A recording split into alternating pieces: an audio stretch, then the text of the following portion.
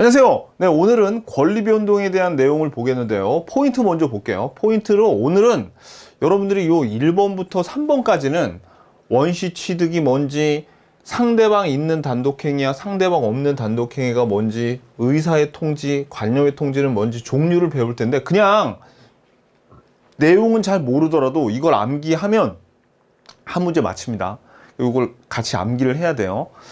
그리고 이거 이외에 이제 오늘 가리키는 내용들은 시험에 나온다기보다도 앞으로 이제 우리가 권리 변동에서부터 민법 내용을 물권, 채권편을 쫙 배울 텐데 그때 바탕이 되는 기본이 되는 어떤 원리나 그런 내용들입니다. 대표적인 게 의사의 표시가 합치가 되면 법률 행위가 있고요. 법률 행위가 실행이 되면 권리 변동의 효력이 발생하는 이런 법률 행위에 의한 권리 변동은 뭔지, 법률 규정에 의한 권리 변동은 뭔지 이런 내용을 볼 거예요. 그러니까 요거 이외의 내용들은 향후에 우리가 민법을 공부하는데 기본이 되는 내용입니다. 이게 오늘은 이게 분량이 좀 많아요. 이 앞으로 이제 배울 내용들에 대해서 설명을 드려야 되니까. 근데 시험에 나오는 거는 막상 짧습니다. 그래서 제가 요거를 배운 타이밍에는 제가 이거 시험에 나오니까 꼭 외우라고 말씀을 드릴게요. 자, 그럼 오늘 목차를 보면 우리가 1장에서 5장까지 권리란 무엇인지, 권리의 주체는 누구고, 권리의 객체는 뭔지를 배웠습니다. 그래서 오늘은 이 권리의 주체, 객체가 서로 권리를 사고 파는 일종의 권리 변동 등이 일어나는데, 그래서 권리 변동에 대해서 1절, 2절로 구성이 되는데 그냥 6장을 오늘 하루에 다 볼 겁니다. 그래서 말씀드렸지만 시험에 나오는 거는 그냥 이거예요. 요게 시험에 나오고 나머지는 다 향후에 배울 내용들의 어떤 바탕이 되는 그런 내용입니다. 자, 그러면 먼저 기본서를 먼저 보시면 먼저 권리 변동이라고 나오죠. 권리 변동의 의의를 보니까 권리 변동이란 권리의 발생, 변경, 소멸을 말한대요. 그럼 이게 무슨 얘기일까? 봤더니 그냥 이겁니다, 여러분들. 권리 변동이라는 게 만약에 어떤 사람이 갑돌이가 건물을 새로 지어버리죠. 그러면은 건물을 새로 지으면 없던 건물이 생기면서 이 건물이 누구게 되냐면 갑돌이께 되는 거죠. 그러면 권리가 없던 권리가 발생했죠. 우리가 이걸 권리를 취득했다고도 얘기하는데 권리가 없는 권리가 새로 부동산을 만드니까 그냥 권리가 새로 생겼네. 권리 발생이라고 해요. 권리 발생. 근데 이 갑돌이가 이 건물을 을순이에게 팔았죠. 그러면 이제 요 소유자가 갑돌이에서 을순이로 변경됐죠. 이런 거를 권리 변경이라 그럽니다. 예를 그냥 설명드리는 거예요. 이거보다 뭐 발생이나 변경, 소멸에 대한 예가 굉장히 많지만 예를 들어서 설명드릴게요. 그런데 어느 날 이 건물이 화재가 나서 완전히 다 불타서 멸실이 됐어요. 그러면 여기에 붙어있는 부동산이 멸실되면 여기에 붙어있는 권리들까지 싹 없어지거든요. 그러니까 여기에 있는 을순이가 갖고 있던 소유권이 소멸돼 버렸네. 이런 걸 권리의 소멸이라 그래요. 그러면 자, 권리 변동이란 거 안에 발생과 변경, 소멸 세 개가 다 들어가 있죠. 그래서 여러분 조심하셔야 돼요.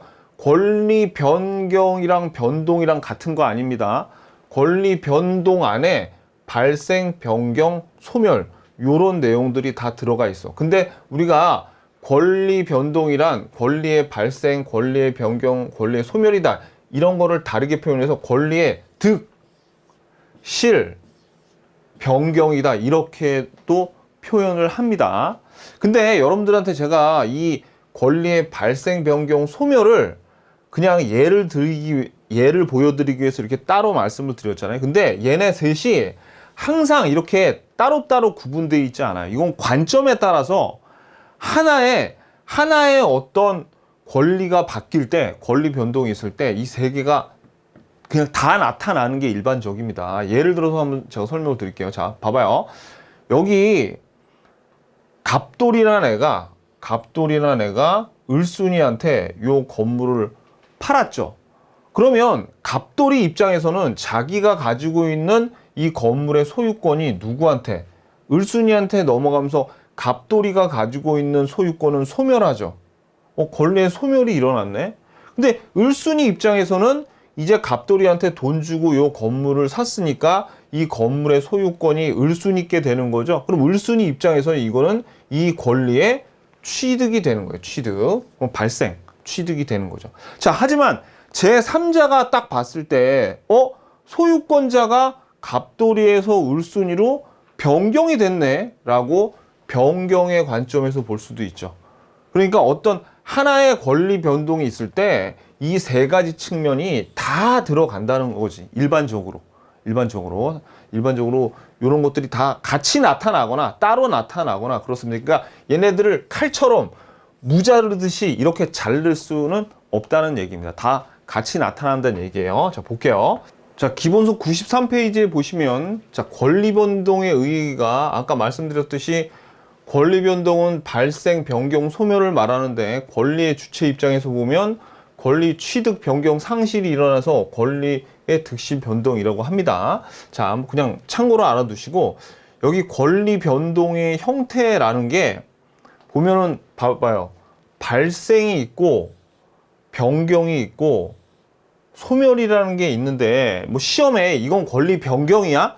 이건 소멸이야? 이런 식으로는 시험에 안 나옵니다. 이런 건 시험에 안 나오고, 그냥 우리 시험에 나오는 거는 뭐만 나오냐면 이 원시 취득에 대해서 요거만 물어봅니다. 권리의 발생 중에 얘네들 다음 중 원시 취득이 아닌 것은 이거만 나와요.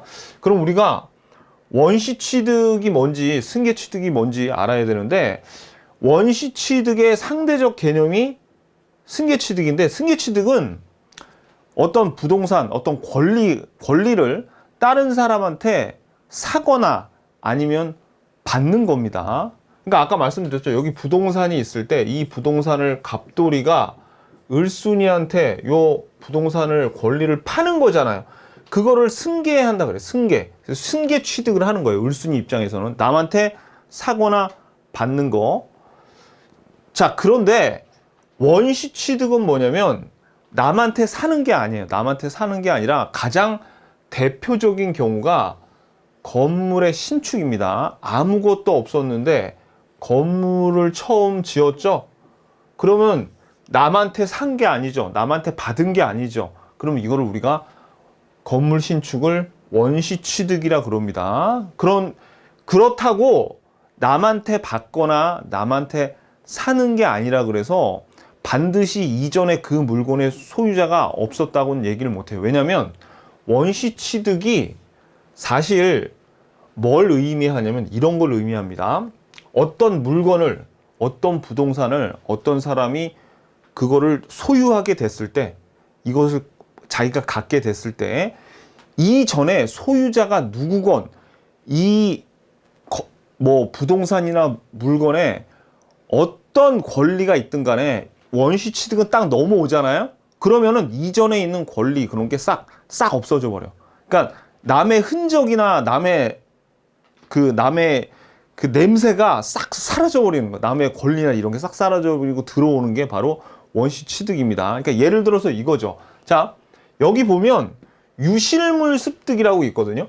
유실물이라는 거는 뭔가 잊어버린 거죠. 근데 어떤 사람이 예를 들어서 길 가다가 어떤 사람이 잊어버린 것 같은 물건을 발견하죠. 그러면 남이 잃어버린 물건을 바로 이렇게 자기께 되는 게 아니라 사실은 어떤 과정을 거치냐면 6개월 동안 어디 신고해가지고 6개월 동안 이거를 공시를 해야 돼요.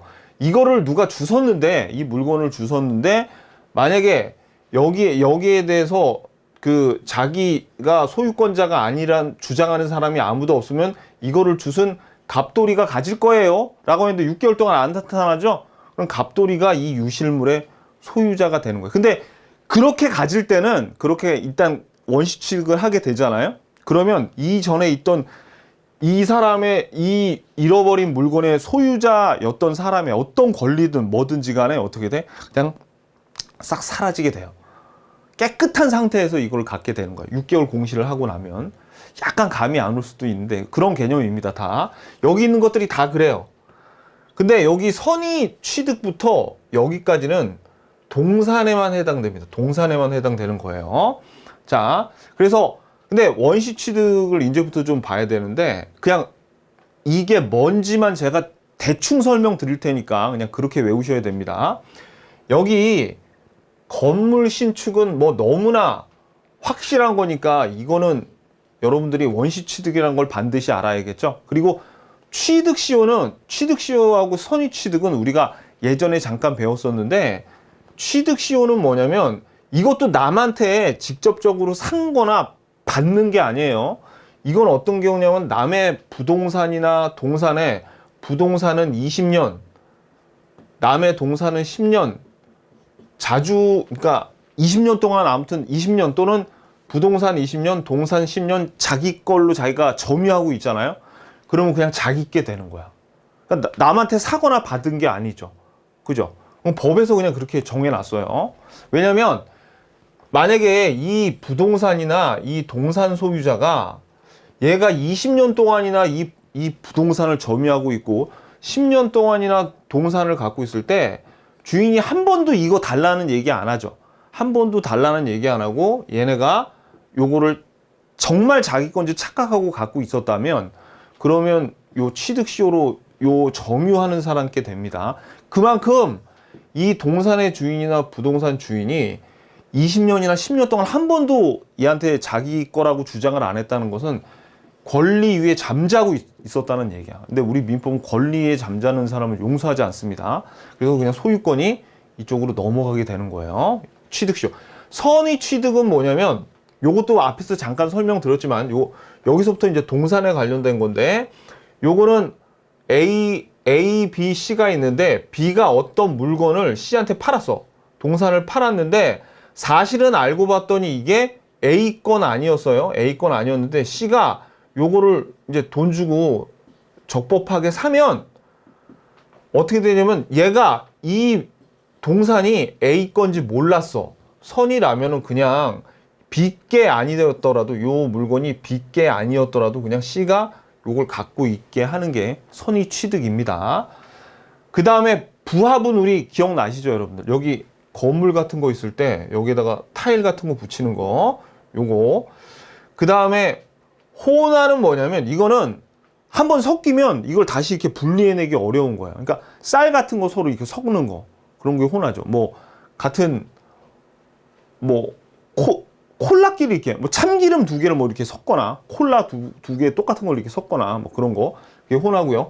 가공은 뭐냐면, 가령 이런 큰 돌이 있는데 돌을 이렇게 조각을 이렇게 이 돌 주인은 A 거고 요 B라는 사람이 요거를 조각을 했어. 그러면 여기에서 이 돌에서 조각을 해서 나오잖아요. 이런 조각을 했어. 그러면 이 조각품이 이제 뭐 이게 조각한 사람 거예요, 아니면 A 거예요? 뭐 이런 문제를 우리가 뒤에서 이게 보게 될 텐데, 지금은 그게 중요한 게 아니라, 어떤 물건에 한 사람의 어떤 노동이나 노력이 들어가서 다른 새로운 물건이 창출이 됐을 때 그거를 가공이라 그럽니다.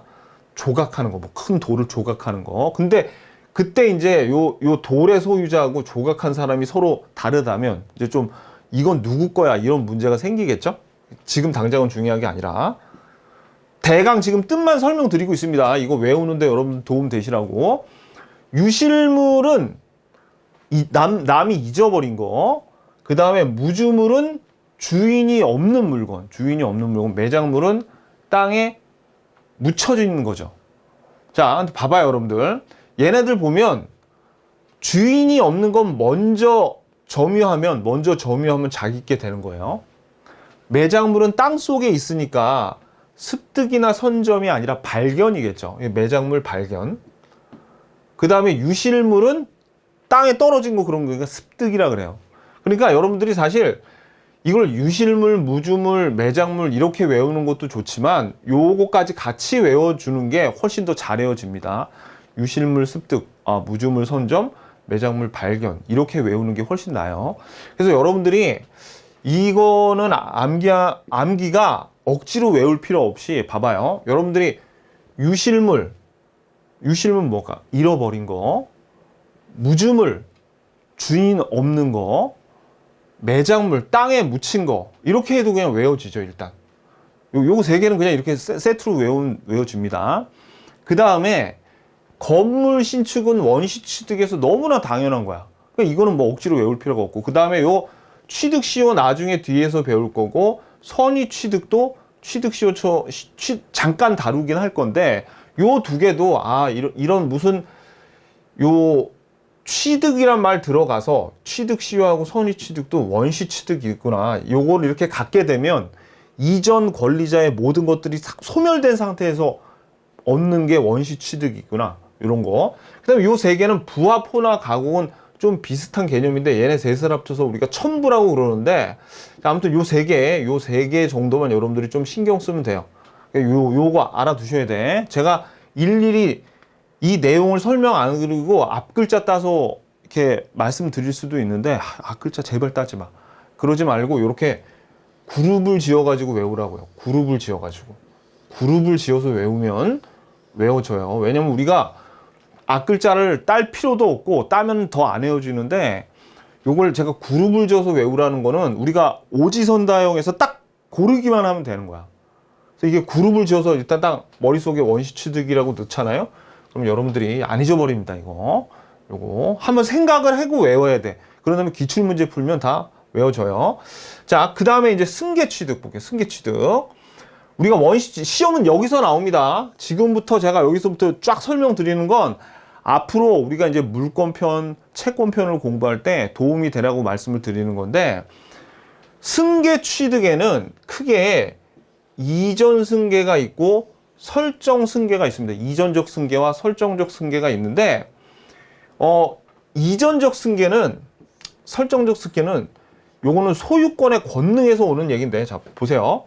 자, 우리가 소유권에는 크게 두 가지 권능이 있습니다. 두 가지. 권능이 뭐예요? 권능. 기능.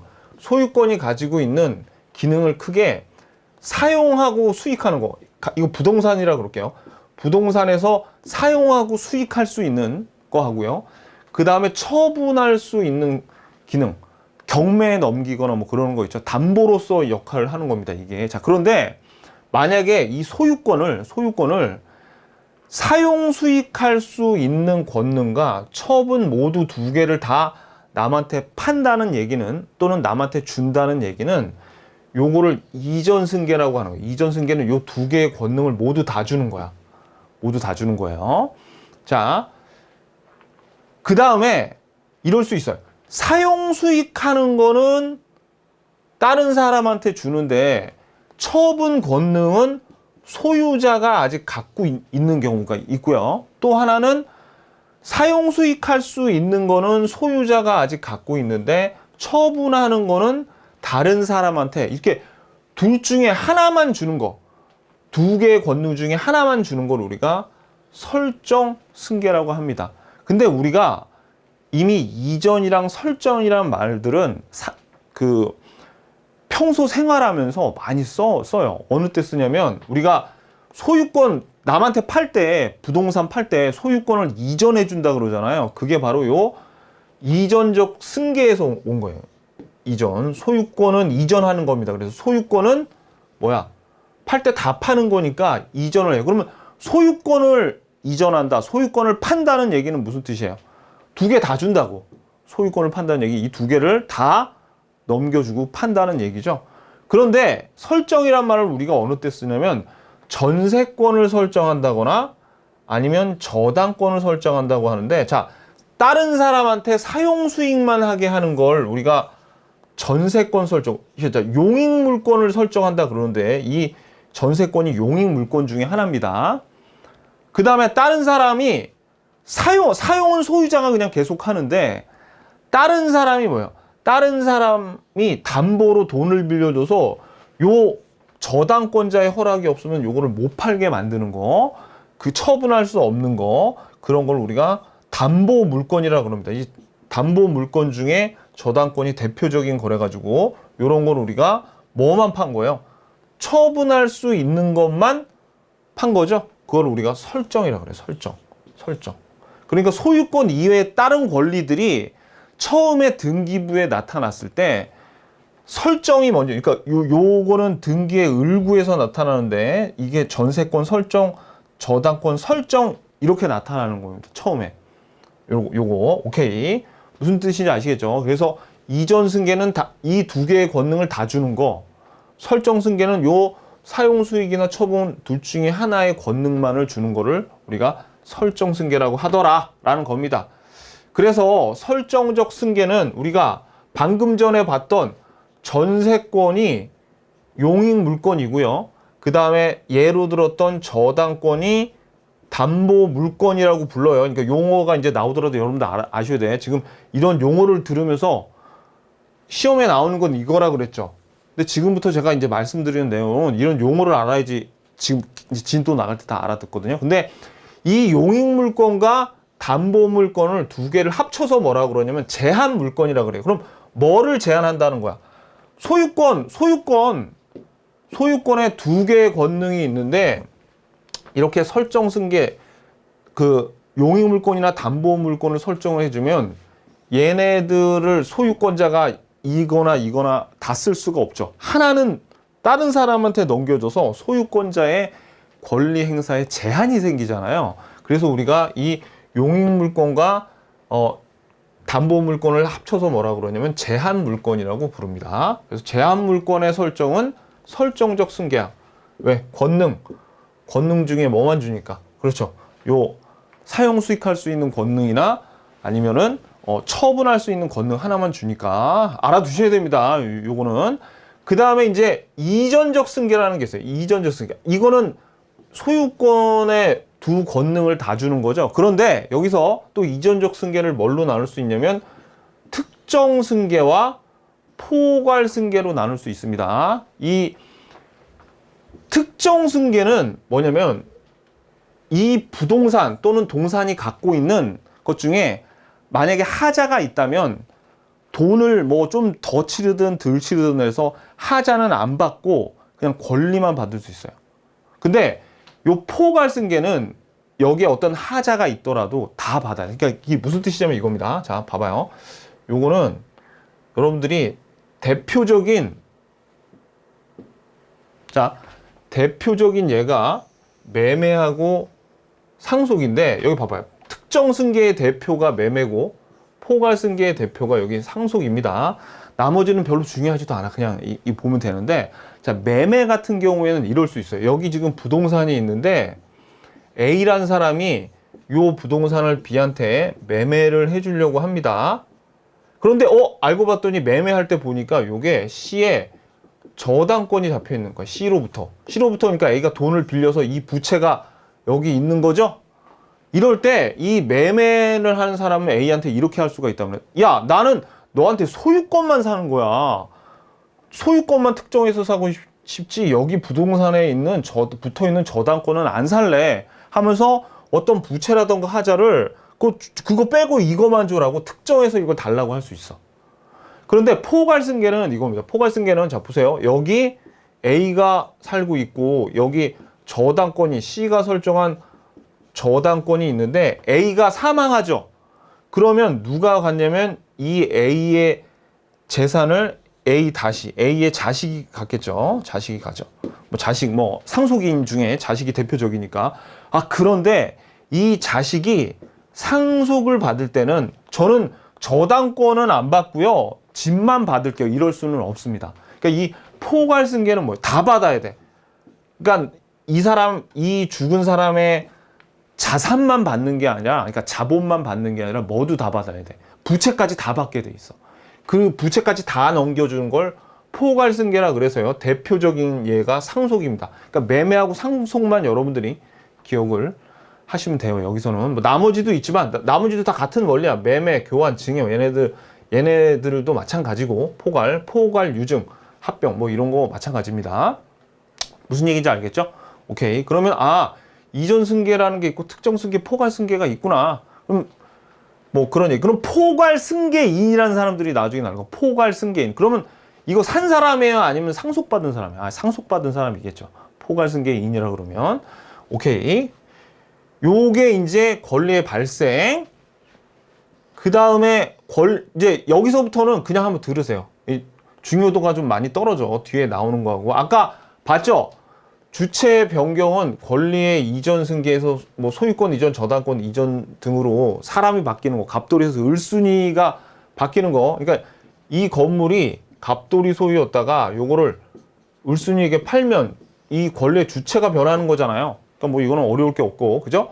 그 다음에 요 권리의 내용이 변경되는 건데, 자, 요런 게 있습니다. 여기 보면은 질적 변경이라는 게 있죠. 요 질적 변경이란 건 이런 겁니다. 가령 이 권리가 내가 이 사람한테 요구할 권리가 물건이었는데, 이 물건이 어떻게 잘못돼가지고 돈으로 달라고 하거나 아니면 돈을 받기로 했었는데 이게 잘못돼가지고 물건으로 받는 경우가 있어요. 이게 대표적인 게 이겁니다. 금전 손해배상 청구권이라는 게 있는데 봐봐요, 여러분들.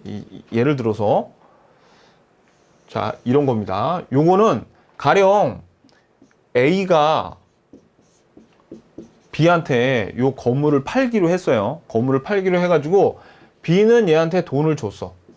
돈을 줬는데 A가 요 건물을 B한테 넘겨줘서 소유권 이전 등기도 해주고 점유까지 다, 그러니까 네가 들어와서 이사 갈 수 있게끔 만들어 줘야 되죠. 근데 얘가 잔금 줬는데 잔금일도 한참 지났는데 B한테 안 해주고 있다가 어이구 이게 화재로 불이 타 없어졌네. 그러면 원래는 B는 잔금을 치를 때 요 부동산을 인도해달라는 이 부동산 인도 청구권이 있었는데, 이게 불타서 없어져 버렸죠. 그럼 더 이상 인도 청구를 못 하잖아요. 그러면 이 인도 청구권이 뭐로 변하냐면, 금전 손해배상 돈으로 내라, 임마. 너 내가 줬던 그 대금이랑 내 피해 보상까지 싹 다 줘. 이렇게 할 수 있단 말이에요. 그러니까 요거 인도 청구권이 뭐 금전 손해배상 청구권으로 바뀐 거라던가, 아니면은 물상 대위라는 게 있는데 이건 뭐냐면 이겁니다. 자, 보세요. 여기 건물이 있어가지고 이게 A 소유인데 A가 B한테 요 건물에 저당권 설정해주고 그 다음에 B가 A한테 돈 빌려줬어요. 그러면 이 B가 가지고 있는 담보는 부동산이었는데, 예를 들어서 요 부동산이 불타 없어졌잖아요. 불타 없어지면 이제 여기에 뭐 그 화재 보험금이 나온다던가 아니면은 또 이게 그 공용징수 수용이 돼버리면 보상금이 나오겠죠. 그러니까 담보가 건물에서 이제 뭘로 바뀔 수 있다는 거예요. 이 저당권자가 요 보험금이나 또는 보상금 같은 거를 담보로 잡을 수 있단 말이에요. 그러니까 이것도 바뀌었잖아. 그죠? 바뀌었어요. 그 다음에 대물변제는 뭐냐면 처음에 1,000만 원 빌려갔었는데, 누가 1,000만 원을 빌려갔었는데, 야, 내가 미안하다. 지금 현금이 안 돼가지고 돈 대신 물건으로 갚을게. 대물변제. 이것도 뭐가 변하는 거예요? 지금 질적으로 뭔가 변하는 거죠. 이런 겁니다. 그 다음에 보세요. 양적 변경이란 건 뭐냐면, 제한 물건을 설정하면 소유권이 축소되고 제한 물건이 소멸되면 소유권이 확대되죠. 무슨 얘기예요? 이거지. 자, 우리가 여기에서 소유권자는 원래 사용수익 처분할 수 있는 권능이 다 있는데 제한 물건을 설정해 줬어. 그러면 소유권자의 권능이 하나가 줄어버렸잖아요. 그러면 이게 소유권이 어떻게 되게? 변경되는 거잖아. 소유권이 축소되는 거죠. 근데 이제 돈 갚아가지고 저당권을 어떻게 해요? 말소시켜버렸어. 그럼 다시 소유권의 두 개의 권능이 돌아가니까 소유권이 다시 제한 물건 소멸로 소유권이 확대되는 거죠. 들어도 별로 안 중요하다는 걸 알겠죠. 그죠? 그냥 제가 이런 내용들이 계속 나올 거니까 말씀을 드린 겁니다. 꼭 이게 요런 건 질적 변경에 속한다. 뭐 이런 거를 알 필요는 없어요. 앞으로 나올 내용이니까 제가 미리 좀 설명을 드리는 거예요. 요거를 알아야지 나중에 이제 여러분들 뒤에 들을 때 많이 편해집니다. 자, 그 다음에 저당권의 순위가 승진. 자, 1번 저당권, 2번 저당권 있었는데 1번 저당권 돈 갚으면 이제 얘가 첫 번째 선순위가 되는 거고, 그 다음에 임차권이, 그냥 임차권은 힘이 약한데 대항력까지 얻게 되면 굉장히 강해집니다. 보증금에 대해서 거의 확실하게 돌려받을 수 있어요. 대부분. 자, 요렇게 하면은 작용의 변경이라고 합니다. 그 다음에 아까 요거 하나 잠깐 나왔었는데, 절대적 소멸은 부동산이 그냥 물리적으로 멸실돼 버리면은 권리가 소멸하는 거예요. 근데 상대적 소멸은 뭐였어요? 아까 우리 여기서 봤죠. 상대적 소멸. 뭐야? 요 갑돌이가 이게 불타 없어진 게 아니라 갑돌이가 을순이에게 이 건물을 팔면 파는 사람 갑돌이의 입장에는 권리가 없어지잖아요. 그거를 상대적인 소멸이라 그래요. 완전히 물리적으로 없어지면 절대적인 소멸이고. 오케이. 자, 지금 뭐 목이 아프게 93페이지에 대해서 다 얘기 들었는데 결론은 조금 허망할 거예요. 왜? 시험에 나오는 거는 이거밖에 없다. 나머지는 우리의 미래를 위해서, 우리의 미래 좀 배울 거를 위해서 조금 제가 설명을 표에 대해서 드렸습니다. 자, 그 다음에 94페이지 한번 볼까요? 자, 94페이지 보시면 여러분들이 원시 취득 봐봐요. 타인의 권리에 기초하지 않고 어떤 권리를 새로이 취득하는 거예요. 그렇단 말은 이전에 어떤 동산이나 부동산을 손에 얻더라도 이전에 있던 소유자의 향취가 묻어나서는 안 돼. 그러니까 권리가 있으면 안 돼요. 그죠? 자, 그래서 구 권리의 제한이나 하자를 승계하지 않는 점에서 승계 취득과 달라요. 승계 취득은 어떻게? 남한테 사는 거야. 남한테 사는 거. 자, 그래서 여기서 뭐 정의 이런 게 중요한 게 아니라 종류를 외워야 됩니다. 그래서 다음 중 원시 취득에 해당하는 것은 이런 게 나오는 게 별표. 자, 요거만 알면 돼요. 요거만. 자, 그 다음에 승계 취득은 타인의 권리를 기초로 해서 남한테 얻거나 사는 거예요. 내용이 다 그래. 읽어봐요. 제가 설명드린 거 이제 그대로 나오니까 이전적 승계, 특정 승계, 포괄 승계 요 내용 요런 것들 보시고 그 다음에 원시 취득과 승계 취득의 차이점 요것도 이제 한번 읽어 보십시오. 요거 그래서 94페이지 선생님 너무 대강 넘어가는 거 아니에요? 왜냐하면 제가 설명을 이미 다 드렸고 그 다음에 시험에 나오는 거는 원시 취득만 물어보기 때문에 여러분들 이렇게 한번 그냥 보시면 됩니다. 읽기 싫은데요, 선생님? 아, 됐어. 안 읽어도 돼. 그럼 왜? 제가 설명 여태 다 드렸잖아요. 그죠? 자, 여기서 끝나고.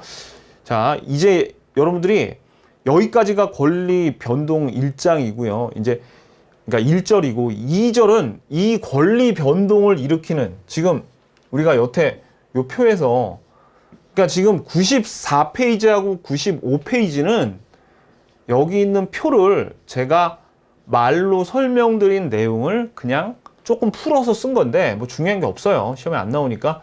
아무튼 이거만 외우셔야 되면 그룹을 지어가지고 제가 말씀드린 대로 어떻게 짝지어야 돼? 건물 신축은 그냥 외워지죠. 취득, 시효, 선의 취득 약간 비슷해 얘네들.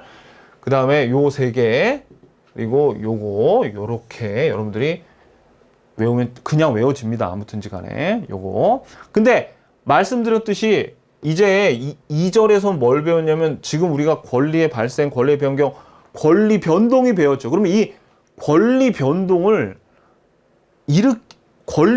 만드는 원인이 되는 게 뭔지를 배우는 겁니다. 이제 2절부터는. 자, 96페이지 권리 변동의 원인. 앞으로 우리가 이제 공부를 할 때마다 권리 변동의 효력이 발생한다 또는 물권 변동의 효력이 발생한다는 이런 말을 많이 볼 텐데 여기서 물권이 권리의 일종입니다. 근데 우리 권리 변동이 뭐였어요? 그렇죠. 권리의 발생, 변경, 소멸이었죠. 그러니까 권리 변동의 효력이 발생한다는 말이 그 권리가 발생하거나 변경하거나 소멸하는 거를 뜻하는데 이게 좀 피부에 와닿지 않으신 분들은 그냥 권리 변동의 효력의 발생이 이런 겁니다. 그냥 우리가 소유권으로 그냥 딱 한정을 지어서 생각하면 A가 집을 갖고 있고 B가 이 집을 사고 싶어 해. 그래서 너 이 집 팔래? 라고 했더니 A가 이 집 팔게 라고 해가지고 B가 A한테 매매대금 돈 주고 A는 B한테 소유권 이전해 주잖아요. 그래서 정말 집주인이 된 거, 정말로 집주인이 된 거를 그냥 권리 변동의 효력이 발생했다. 이렇게 생각해도 됩니다. 아셨죠? 정말로 집주인이 된 거예요. 왜? 이런 서로 살래? 또는 그래 팔게 뭐 이런 의사가 합치가 돼서. 그런데 봐봐요. 방금처럼 두 개의 의사, 너 나한테 팔래? 팔게 라고 한 이런 매매 계약에 의해서 요렇게 집주인이 바뀔 수가 있죠. 그죠? 진짜 집주인이 B가 될 수 있는데 이런 경우도 있습니다.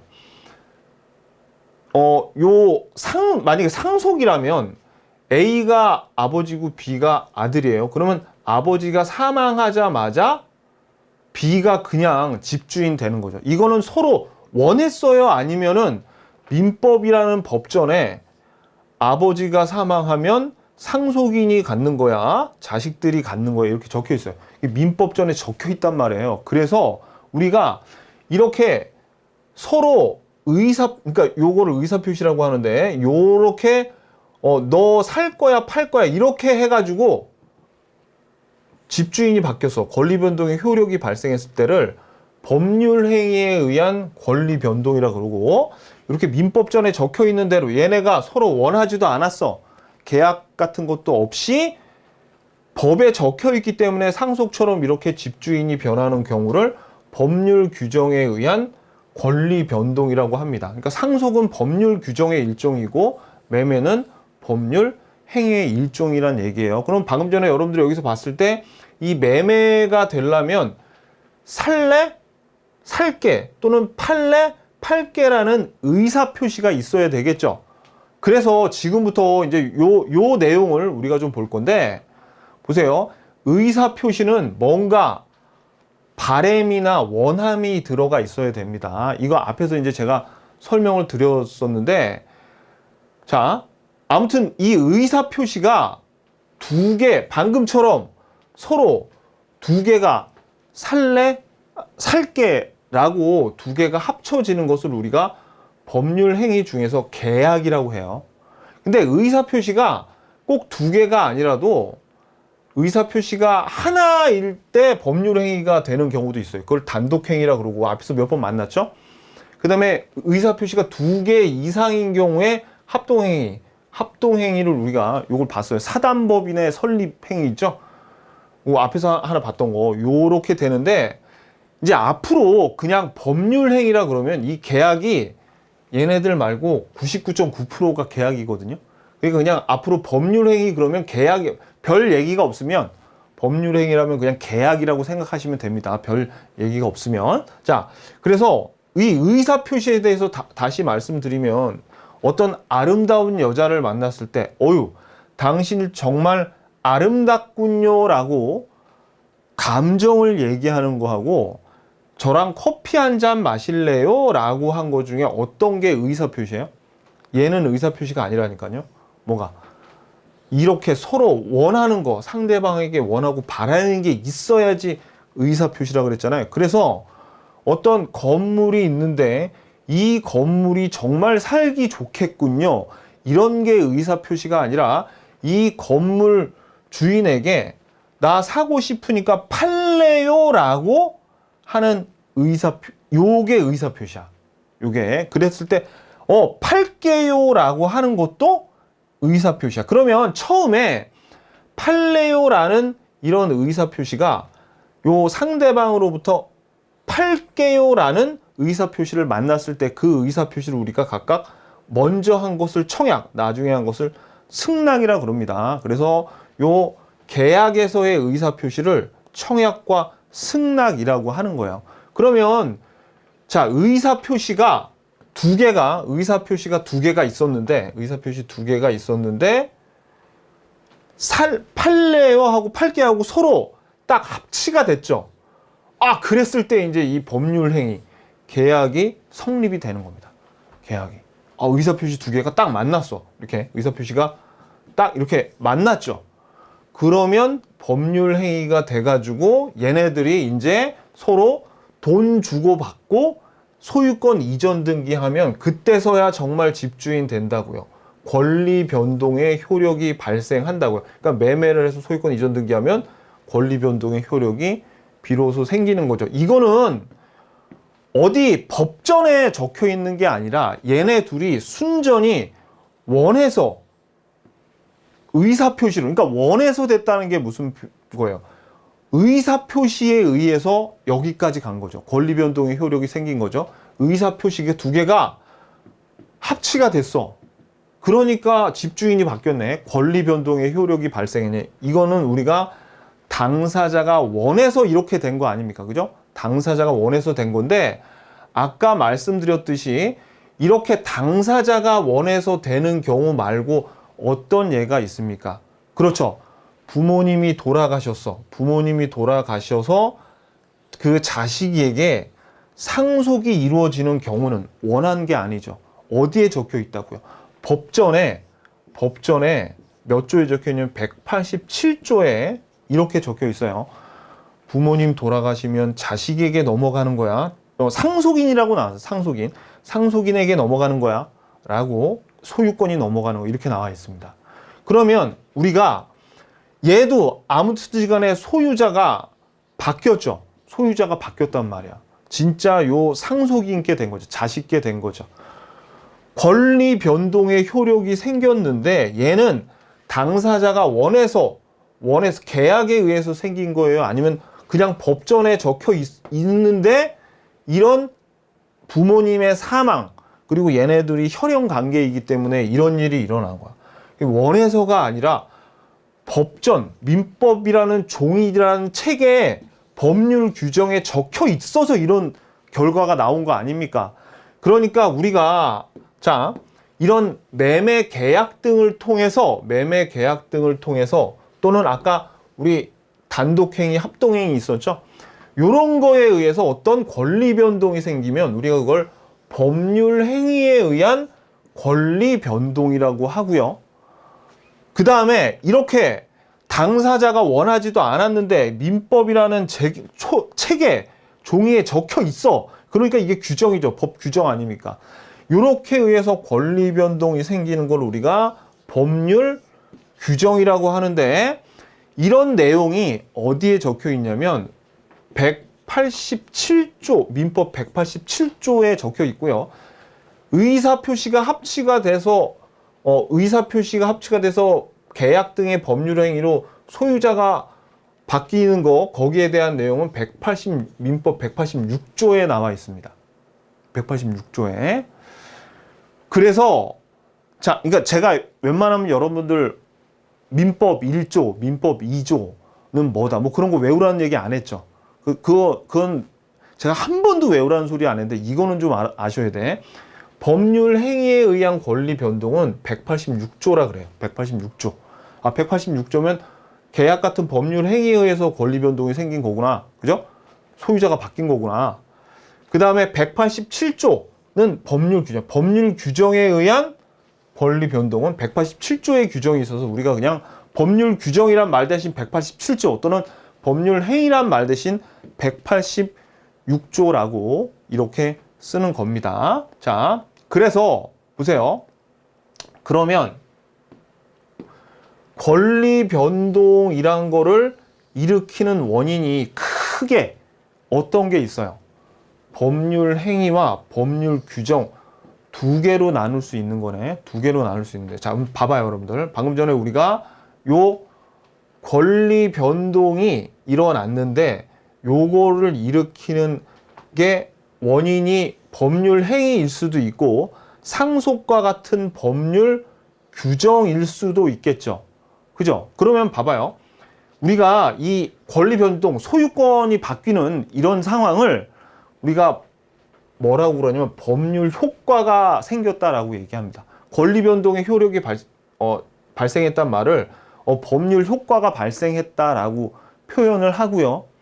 그 다음에 이 권리 변동을 일으키기 위한 원인이 되는 것들이 있죠.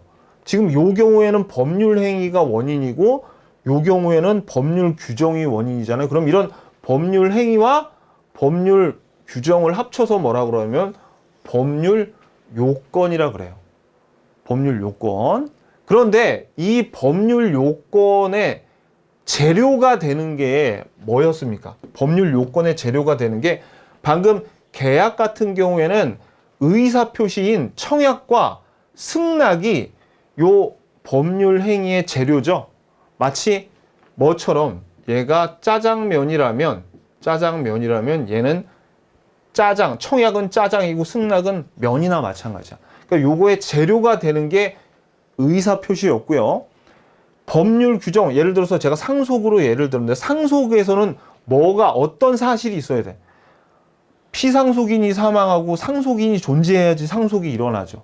그렇죠. 이런 것들, 그러니까 법률 요건의 재료가 되는 것들을 법률 사실이라고 하는 겁니다. 법률 사실이라고 하는 거예요. 자, 그러면 이렇게 되는 건데, 법률 사실이 모여서 어떤 환경, 요건이 갖춰지면 그게 법률 요건이 되는 거고, 법률 요건이 제대로 다 갖춰지면 법률 효과가 일어나지 않습니까? 그럼 우리가 지금 여태 말씀을 안 드렸지만 법률 사실, 법률 요건, 법률 효과 이걸 다 보게 된 거예요.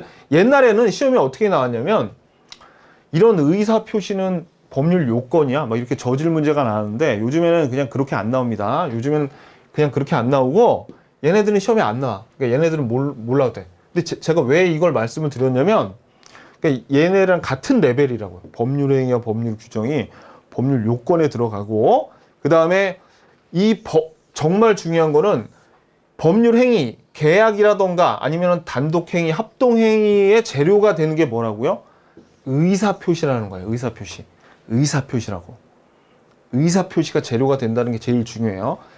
요거 정말 너무너무 중요합니다. 근데 그래서 이제 우리 시험엔 그런 문제는 안 나오는데 다른 시험엔 뭐가 나오냐면 요 법률 규정의 재료가 되는 것 중에서 이따가 배우겠지만 의사의 통지라고 나와요. 의사의 통지하고 의사표시하고 이름이 비슷하죠. 그러니까 자꾸 얘네들이 의사의 통지가 2개 모이면 법률행위가 된다, 이렇게 다른 시험에서는 속여서 내거든요. 그러니까 이런 문제는 안 나오지만, 그러니까 이런 것 때문에 우리가 의사의 통지에 대해서 막 외우고, 근데 의사의 통지가 뭐냐는 거는 이제 우리 시험에도 나오거든요. 그러니까 그거는 알아야 돼. 자, 그러면 이제부터 우리가 뭘 봤냐면 제일 중요한 거는 의사표시가 두 개 또는 2개 이상이면 법률행위가 되고 단독행위, 계약, 합동행위가 되고, 이런 것들이 요건이 잘 갖춰지면, 그러니까 계약 같은 경우에는 의사가 합치가 돼야 되겠죠. 단독행위는 의사의 표시를 해야 되고, 그런 경우에는 집주인이 바뀌었네, 권리변동의 효력이 발생했네, 이거를 알아야 돼. 그러면 이 법률 사실은 요 재료가 되는 애들 있죠. 되게 많거든요. 되게 많은데 이제 요거를 이제 볼 건데 미리 이제 책을 좀 보자고요. 자, 교재 여기 96페이지 보시면 법률 요건과 법률 효과가 이거 얘기하는 거죠. 그러니까 법률 요건은 법률 효과를 일으키는 법률 행위와 법률 규정을 말한다, 뭐 그런 얘기가 있습니다. 그러니까 그냥 쭉쭉 봐봐요. 중요하지 않아. 시험에 안 나니. 이거는 앞으로 이제 강의를 하기 위해서 지금 이런 원리가 있다는 걸 그냥 설명드린 겁니다. 자, 그래서 법률 요건으로는 법률 행위하고 법률 규정 2개 있다 그랬죠. 그래서 자, 법률 행위는 행위자가 원하는 대로래. 그럼 원하는 대로가 뭘 의미해? 의사 표시가 있어야 된다는 얘기지. 자, 그래서 법률 행위는 하나 이상의 법률 사실로 이루어져 있어. 어떤 거? 이 법률 사실이 뭐예요? 의사 표시였죠. 하나 이상의 의사 표시가 있어야지 법률 행위가 되는 거야. 하나면은 단독행위, 2개면 계약, 그죠? 우리가 배우면 돼요. 그래서 법률 행위는 계약, 단독행위, 합동행위 등이 있어요. 그런데 이제 그러면 이거를 다른 말로 표현하면 뭐라 그랬어요? 이게 186조라 그랬죠. 이 186조에 의한 계약, 단독행위, 합동행위 등에 의해서 만약에 부동산의 소유권이 바뀌면 그때는 등기를 해야 됩니다. 등기를 해야 권리변동의 효력이 진짜 집주인이 되는 거야. 잔금을 치르고 거기 이사 와서 살아도 안 되고 등기해야지 집주인이 돼요. 자, 이거 나중에 다시 한번 자세히 말씀드릴 거고, 법률 규정은 아까 뭐라 그랬어요? 이거는 법률로 규정이 돼 있어가지고 당사자가 원하던 그런 게 중요한 게 아니에요. 그러니까 의사 표시가 아니라고, 얘네들은. 이런 것들이 있대요. 중요하지 않아. 이런 것들 하나도 중요하지 않아. 자, 중요하지 않아. 근데 법률 규정을 이거는 187조라 그랬죠. 적어놔요. 이렇게. 요거는 186조랑 다르게 등기하지 않아도 권리변동의 효력이 발생합니다. 상속은 그러니까 매매를 원인으로 하는 경우에는 매매 대금 다 받고 등기해야지 진짜 집주인이 돼서 권리변동의 효력이 발생하는데, 상속은 그냥 부모님 사망하시면 바로 등기 없이 집주인이 되는 거예요. 뭐는? 자, 97페이지에 법률 사실에 대해서 나오는데, 법률 사실은 법률 요건을 구성하는 개개의 사실인 대표적인 법률 사실이 의사표시라고요. 법률 사실이 굉장히 많은데 제일 중요한 거는 이 법률 행위를 구성하는 의사표시가 가장 중요하다는 겁니다. 요거. 자, 그래서 그냥 쭉 보세요. 쭉 보는데, 봐봐요. 이거 뭐야?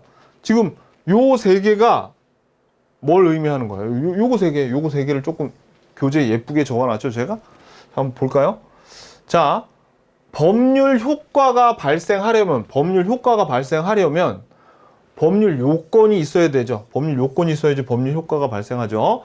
그리고 법률 요건은 뭘로? 법률 사실로 구성이 되어 있다. 뭐 여지껏 제가 말씀드린 내용 그대로 있는 거죠. 그냥 보세요. 요거는 시험에 안 나옵니다. 권리변동의 얘도 그냥 보시고. 자, 그래가지고 여기에 있는 법률 사실이 얼마나 많냐면은 여기 98페이지에 이 표만큼 나오는데, 여기서 하나도 안 중요합니다. 하나도 안 중요한데, 이 중에서 법률 의사표시라는 법률 사실로 구성된 애들을 우리가 법률 행위라 그랬죠. 요거라고, 요거만 법률 행위고, 그럼 나머지는 다 법률 요건이거나 아니면 요거만 법률 행위고 나머지는 다 법률 규정 또는 법률 규정을 이루는 법률 사실이에요. 얘만 법률 행위고 나머지는 다 법률 규정. 얘만 186조라고. 얘는 187조고. 뭐가 훨씬 중요하다고요? 얘네가 작아도 얘네가 중요한데, 그런데 우리 시험에 나오는 거는 요 187조에 요 얘네들까지 나옵니다. 의사의 통지, 관념의 통지하고 요거 있죠. 요게 뭔지 나오는 게 이제 시험이에요, 시험. 자, 시험에 나오는 건. 그래가지고 여기 밑에 보면 쭉 나오죠. 뭐, 그냥 보세요. 그냥 보는데, 이따가 외울 건데, 여기서 요거는 좀 알아야 돼요. 요거 네모. 여기에 관념의 통지라 그래가지고, 요거는 좀 암기를 하셔야 됩니다. 이따가 표 외우면서 요거는 볼게요. 근데 여러분들이 이 의사의 통지를 행위자의 의사의 특정인에게 표시하여 법률이 부여한 법률 읽어도 무슨 뜻인지 몰라. 왜냐하면 이건 제가 설명을 드려도 이게 의사 표시인지 이게 의사의 통지인지 관념 통지인지 이해를 통해서 암기하는 게 아니에요. 그러니까 구별이 잘 안 간단 말이야. 아무리 설명을 해도. 그래서 이거는 이런 걸 이해하는 것보다 그냥 무대뽀로 외우는 게 최고입니다. 그러니까 이거는 그냥 보시고, 요거는 외울 때 필요해서 이건 이따 봐야 돼. 근데 이제 오늘의 드디어 이제 시험 제일 잘 나오는 거, 요 적법행위에 분류해서 요거 있죠. 요 표, 지금 99페이지에 나오는 이 표가 시험 문제예요. 그런데 요거 이게 어디냐면 이 중에서 지금 98페이지에 나오는 표 요만큼이 99페이지에 나온 표예요. 98페이지에는 요만. 그러니까 나머지는 볼 필요가 없다고. 하나도 안 중요하다고. 무슨 얘기인지 아시겠죠? 자, 그럼 이 표를 보면서 한번 암기를 해보도록 할게요. 자, 99페이지 표를 이제 보는데 여기에 우리가 안 외워도 될 게 있습니다. 여기 순수 사실행위, 혼합 사실행위 몰라도 되고 감정의 표시 있다고 몰라도 돼요. 그리고 우리가 지금부터 외울 거는 의사의 통지와 관념의 통지에 대해서 외울 건데, 얘네들이 표현행위인지 비표현행위인지 몰라도 됩니다. 그냥 얘네들은 준법률행위에 의사의 통지와 관념의 통지가 들어간다. 이것만 아시면 돼요. 그리고 아까 말씀드렸지만 법률행위는 의사표시가 하나면 단독행위, 두 개면 계약, 두 개 이상이면 합동행위라 그랬죠. 그래서 얘네들이 법률행위에 들어가는 거야. 그럼 나머지 얘네들은 법률 규정입니다. 사실 법률 규정이에요, 얘네들은. 자, 이게 적법행위인지도 몰라도 돼요. 자, 이제부터 볼게요. 먼저 여러분들이 이거부터 좀 알아야 돼. 그냥 이거는 기본적인 거니까 앞으로도 계속 나오는 거고, 매증교라고 얘네들은 계약입니다. 이거는 너 나한테 살래? 살게고, 증여는 내가 너한테 줄게. 고마워. 나한테 줘. 이런 의사표시가 있는 거고요. 증여. 교환은 너 이거 내 내 거하고 바꿀래? 그랬을 때 내 거 네 거하고 바꿀래? 이런 의사 표시가 서로 합치되는 매증교. 그러니까 얘네들은 뭐 외우고 자시고 할 것도 아니에요. 시험에 나오지도 않고. 얘네들은 당연히 안다고 생각해. 우리 출제 위원들이. 자, 그 다음에 우리가 앞에서 배웠던 게 있습니다. 앞에서 배웠던 어떤 게 있냐면 요거 시험에서 잘 나오는데 사단법인 설립행위는 이건 알아야죠. 앞에서 배웠잖아. 뭐야 이거 합동행위고 재단범위 설립행위는 요거는 상대방 없는 단독행위라는 거 이거 이미 우리가 알고 있죠. 그러니까 앞에 배운 내용을 요게 상대방 없는 단독행위 요거 합동행위라고 우리가 앞에서 배웠잖아요. 이건 알아야 돼. 이거는. 그리고 우리가 상속, 유언, 유증 제가 설명드릴 때 유언하고 유증은 상대방 없는 단독행위라 그랬죠. 요거 아셔야 됩니다. 그래서 이제 먼저 뭘 할 거냐면 자 이제 돼서 제거해야 될 거 다 제거하고 앞에서 배웠던 거 2개 그러니까 이거 2개는 뭐 당연한 거니까 앞에서 배웠던 거 2개를 제외하고 요걸로 시작해서 단어 2 글자짜리 있죠. 이제 2 글자짜리 외울 거야. 그럼 첫 번째가 여러분들이 유언 유증은 증여랑 다르게 사인 증여하고 제가 비교를 했었는데 증여랑 다르게 얘네들은 상대방 없는 단독행위였지. 앞에서 배운 내용 요거 기억하시고요. 그 다음에 먼저 외워야 될 게 요거 2개는 좀 외우자고요. 최고 거절은 무조건 이거는 의사의 통지에 들어가.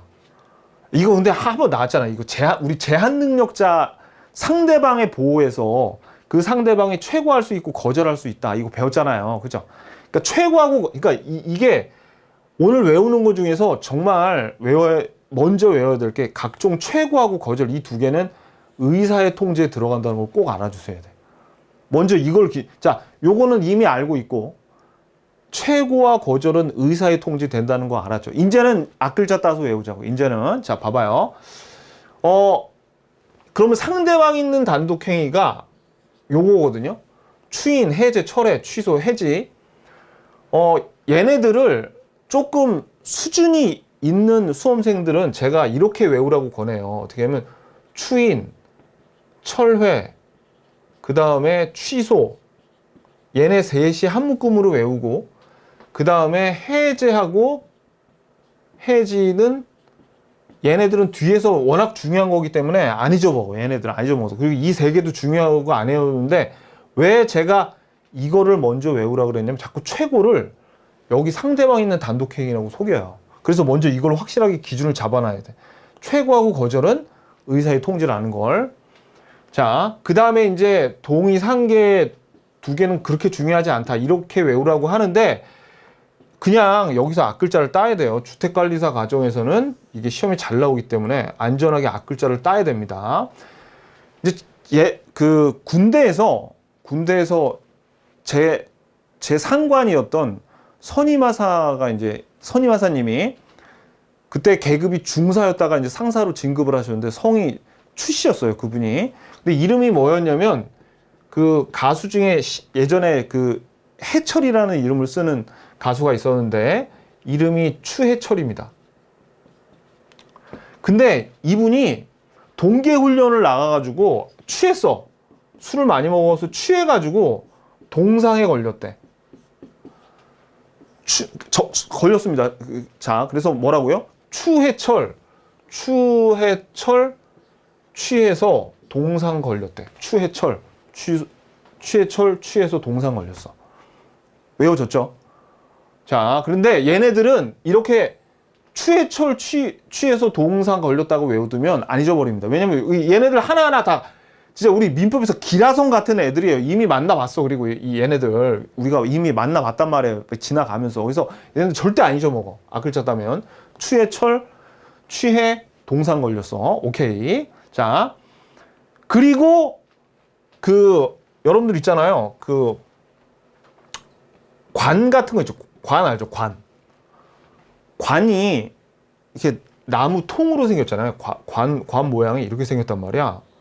관이 이렇게 생겨서 이게 다 나무로 돼 있어가지고, 그러니까 이게 일종의 통이에요. 이게 큰 통에 이렇게 넣어줘서 오는데 관을 이렇게 이 관은 제대로 된 관입니다라고 승인을 해줄 때는 어떻게 어떻게 했냐면 요 관을 감싸고 있는 통 위에다가 딱 표시를 해요. 통 위에다가 표시를 딱 해가지고 승인을 해줘. 그래서 뭐야?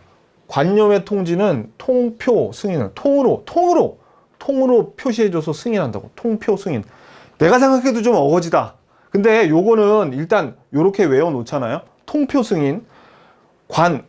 통으로 된 관에다가 관념의 통지네. 그러니까 통표 승인. 통째로 표시해서 승인한다고. 통표 승인. 자, 이게 통지, 표시, 승인, 인지인데 얘네들은 정말 좀 그 비중이 이 기라성 같은 우리 추해철 추해 동상에 비하면 얘네들은 좀 존재감이 떨어져요. 그래서 이렇게 억지로라도 외워야 되는데 얘네들은 요렇게 보는 거 말고요. 우리 시험에 잘 나오는 애들이 뭐가 나오냐면 얘네들이 나오는 거예요. 이게 98페이지에 중간쯤에 있는데 관념의 통지에 요 통표 승인 있잖아요. 요거에 얘가 어떤 애가 있냐면 우리가 사원총회 소집 통지 이건 봤어요 한번. 그리고 이제 나중에 계속 나오는데 채권 양도의 통지라던가 대리권 수요의 표시 통지 각종 통지. 그다음에 인지는 앞에서 한번 봤죠. 이거 어떻게 부모님이 내 자식임을 인정해 주는 거 그게 인지. 그리고 통지도 여기 보면 채권 양도의 통지 있잖아요. 그러면 승인은 원래 이 채무자의 승낙이라는 게 채권 양도를 채무자가 승인했다고 해야지 사실 좀 더 올바른 표현인데 요거를 채무자의 승낙이라고 관례적으로 계속 사용을 하고 지금까지도 사용을 하고 있어요. 그래서 요런 것들을 여러분들이 지금 표시해놔. 여기 네모쳐놔. 자, 통표 승인, 관념의 표시, 통처럼 생겼어. 그래가지고 어떻게 해요? 통표 승인, 통째로 표시해서 승인해 버리는데, 근데 만약에 이게 잘 안 헤어지면 이거라도 눈에 익혀놔야 돼. 아, 얘네들 많이 본 애들 무슨 표시 통지, 채무자의 승낙, 이게 자주 만날 겁니다. 그러니까 그래서 2회독 하신 분들은 이거 금방 외우거든요. 근데 1회독 하시면은 좀 괴로워. 그래도 완전히 100% 못 외우더라도 저하고 최대한 머릿속에 흔적을 남겨놔야 돼. 오케이. 이거 됐죠? 좋았어. 자, 그래가지고 우리가 두 글자짜리를 다 끝냈네요. 이제 요거 먼저 어떻게 하라고? 유언, 유중, 상대방 없는 단독행위. 오케이? 그 다음에 최고 거절이 의사의 통지라는 건 절대 잊어먹으면 안 되고, 추해철 추해 동상 걸렸어. 그 다음에 누구예요?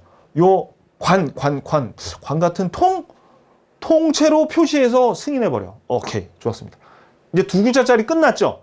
그 다음에 이제 나머지 애들 외우면 돼. 나머지 이거 좀 조심해야 될 게 뭐가 있냐면, 여기 보면 잘 안 헤어집니다. 솔직하게 말씀드려서 이건 잘 안 헤어지는데, 왜냐면 두 글자짜리 다 외우고 나면 이미 체력이 고갈이 돼가지고 잘 안 헤어지는데, 이거 있죠. 이사의 사임행위라던가, 요거 우리 봤어요. 이사의 사임행위. 이거 상대방 있는 단독행위라고. 그냥 휙 지나갔는데, 요거 하고, 그 다음에 수권행위 중에 나중에 뒤에서 배울 요 대리권의 수여 있죠.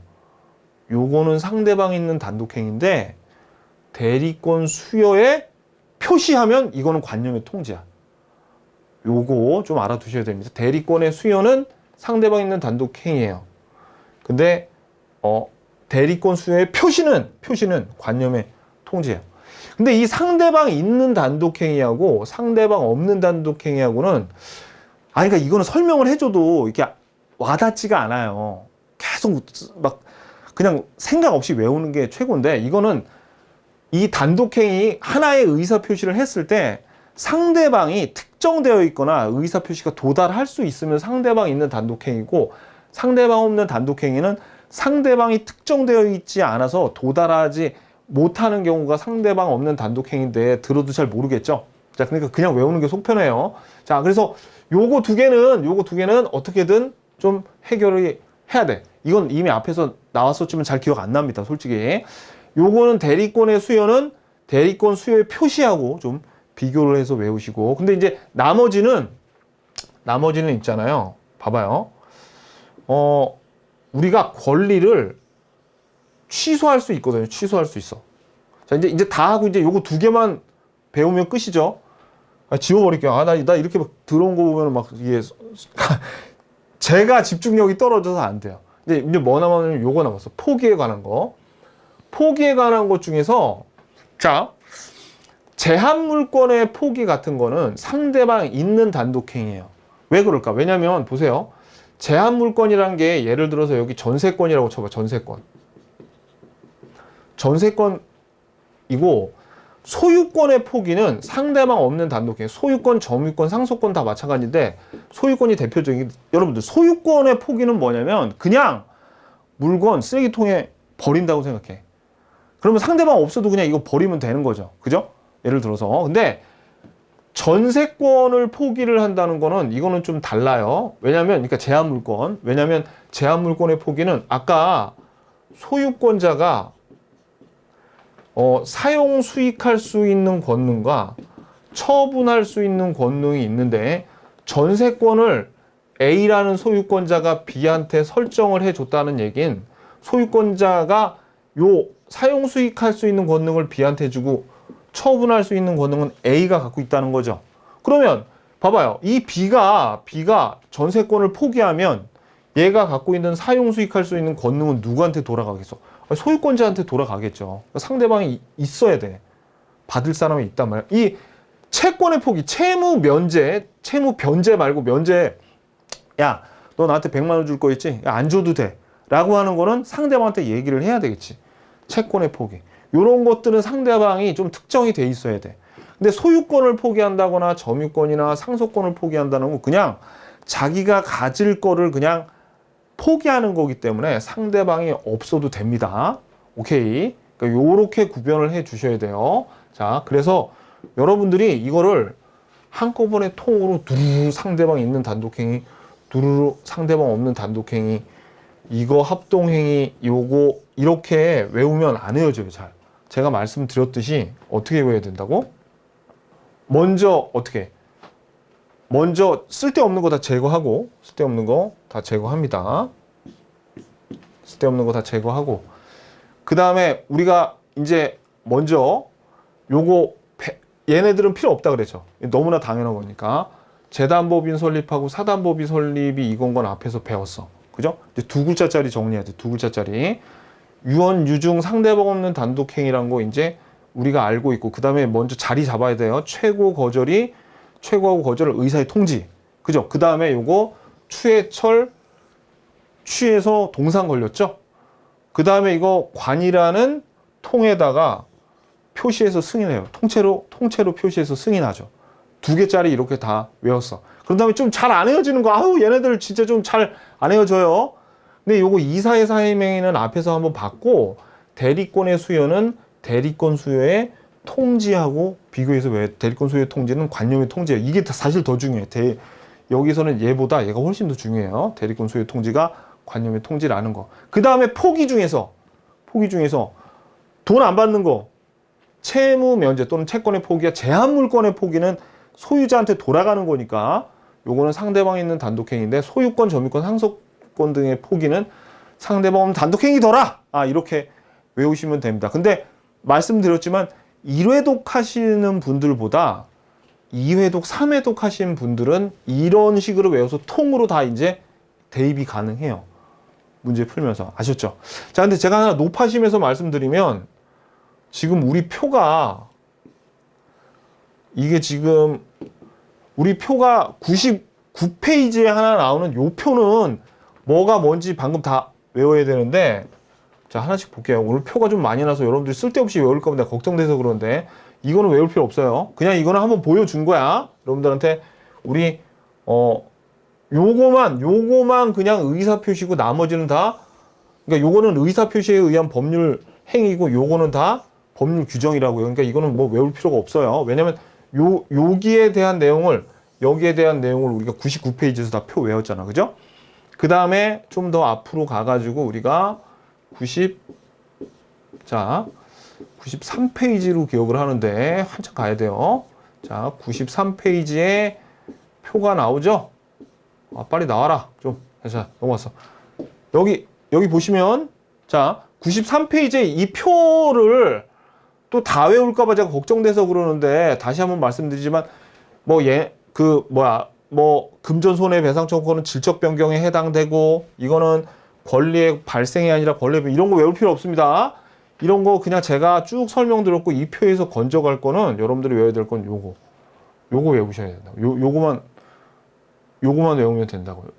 요거 원시 취득의 종류만 외우라고요. 아셨죠? 이거 표만 나오면 막 쓸데없이 다 외우시려는 분들한테 그러지 말라고 말씀드린 거예요. 자, 그럼 이제 포인트 볼까요?